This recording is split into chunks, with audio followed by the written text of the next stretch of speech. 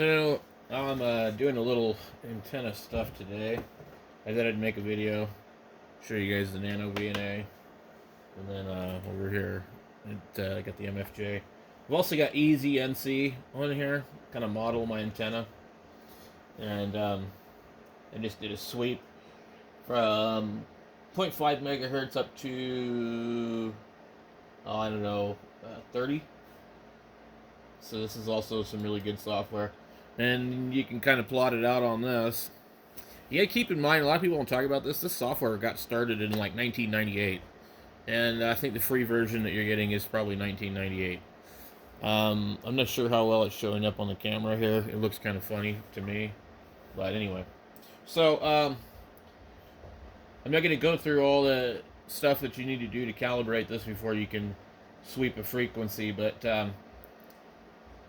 I've got this at, like 1 megahertz to 30 megahertz.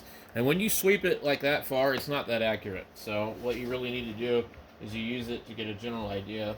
So we'll hook up our antenna here. And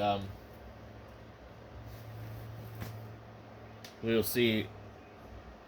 It's windy out, and we'll probably see some changes on this. But, you take the little wheel right here. Scroll through, you have your pointer. So like I can see I'm 3.3 on 28.87. But this isn't accurate because we're looking at too much of a band at once. 3.8 on 21. So you just want to like use this to check where all your resonant points are, And then you go in here and you can change this thing by changing the marker. Well, not the marker, but the stimulus. And I'm going to change my stop frequency to 8 megahertz because I'm only interested in a lot less of the band.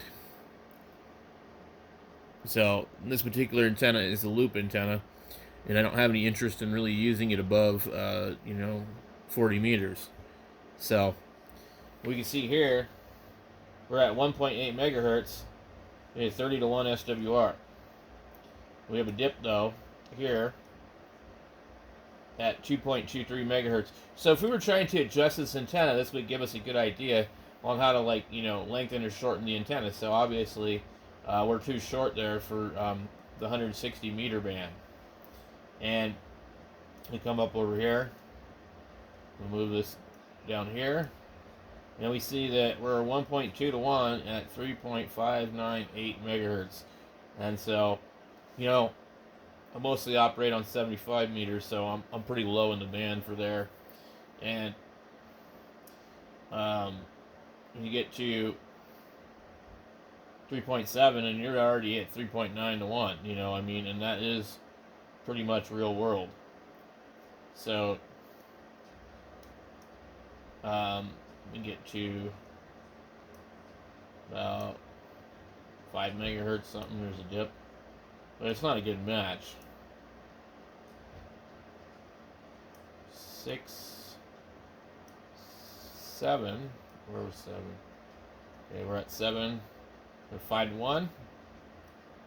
Keep going down. 4 to 1. 3 to 1. 3 to 1. We're almost at the top of the band. We're past the top of the band. We're at 2.1. So now if we want to look at this even better, it's like the 40 meter band. We would go here and change our start. It's really hard to do this, that's why they give you a stylus. So we go 7 megahertz. We start right there, see? Now you can just see it much closer. So it's all about the resolution with these things. They're only able to look at so much at once. So now you can take something like this MFJ. I don't know why anybody would buy one of these anymore, but I guess it has its purposes. This one's quite old. It doesn't do all the other stuff that the newer ones do, but see if we can see it on here. Okay. So we're at 30 megahertz, and we'll dial it down. See where our dip is at. We don't really have much of a dip. We can watch the resistance, the impedance. And I think there is a way to do that on the Nano VNA. So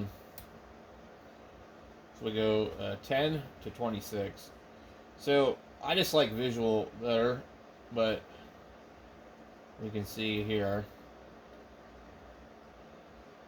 it doesn't do much for that band. So we're going to go over here to 7 megahertz. So as you see, 7.375. And this one reads differently, so, but not much, you know. It's showing us our dip is at 3 to 1 above the 40 meter band. And we'll go down to 160. And see, we can't really see that dip, you know, on here, but it's there on the Nano VNA.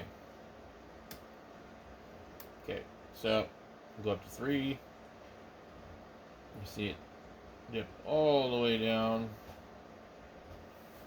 1.2. So, you know, I mean, it's the same deal.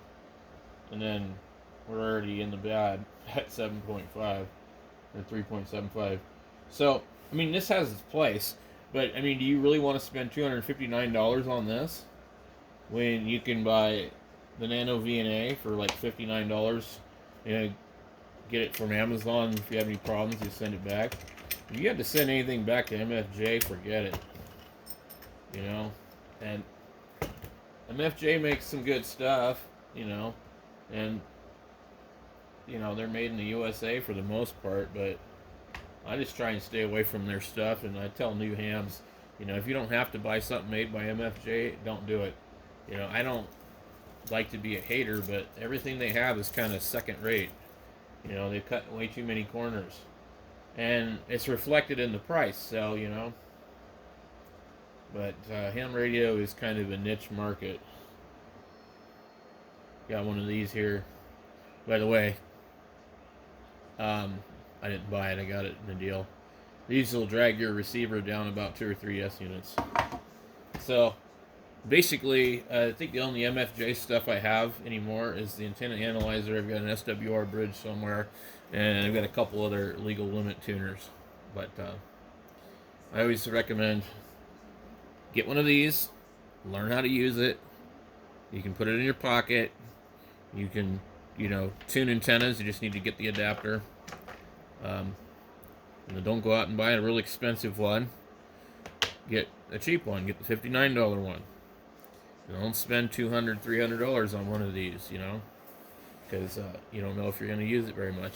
And like, I don't use this thing very often, maybe a couple times a year, unless I'm doing antenna work. So, but it's a great deal. I mean, they're awesome. So, now let me see if I can zoom into here. So this EZ-NC software is really good, and you can compare this to your regular results. This software takes quite a bit to figure out. There is quite a learning curve on this. So let's see, we look here. Frequency is 15. And then down here it'll say the SWR. I know you can't see it on here, but 12.4. And then we have this dip right here, which should be at 3.6. It says 7 megahertz, 1.2. So it's not exactly real world accurate, you know. So definitely not anything near a 1 on the SWR on anything near 7 megahertz.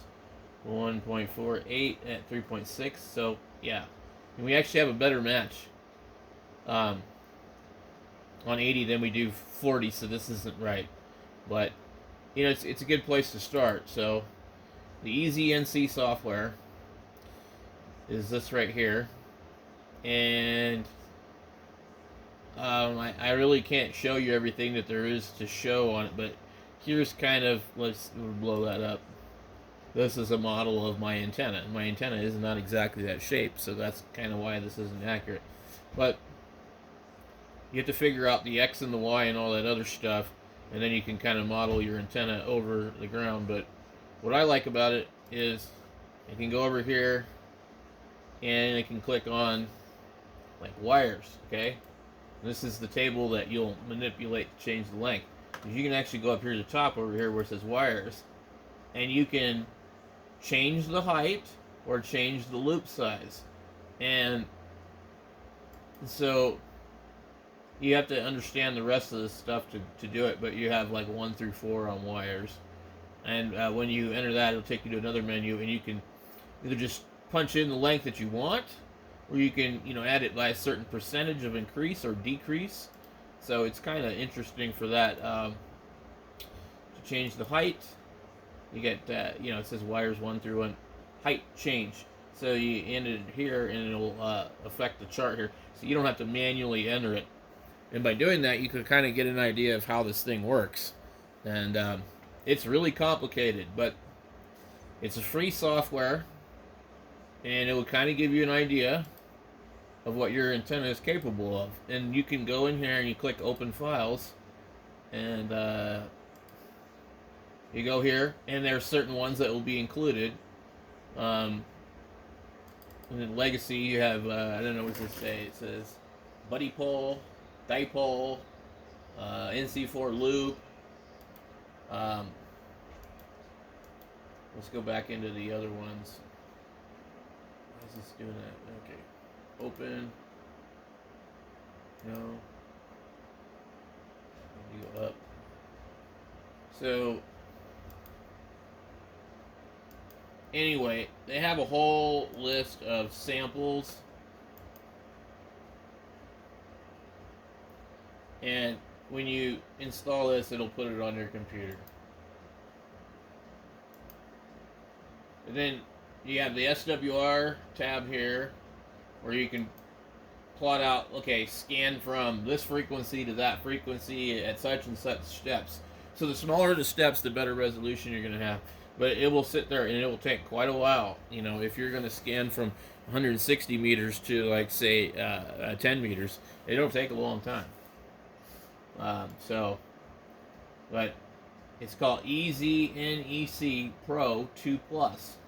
Just go on the internet, look it up. It's free to download, and it will help you a lot if you're learning how to build antennas. Thanks for watching.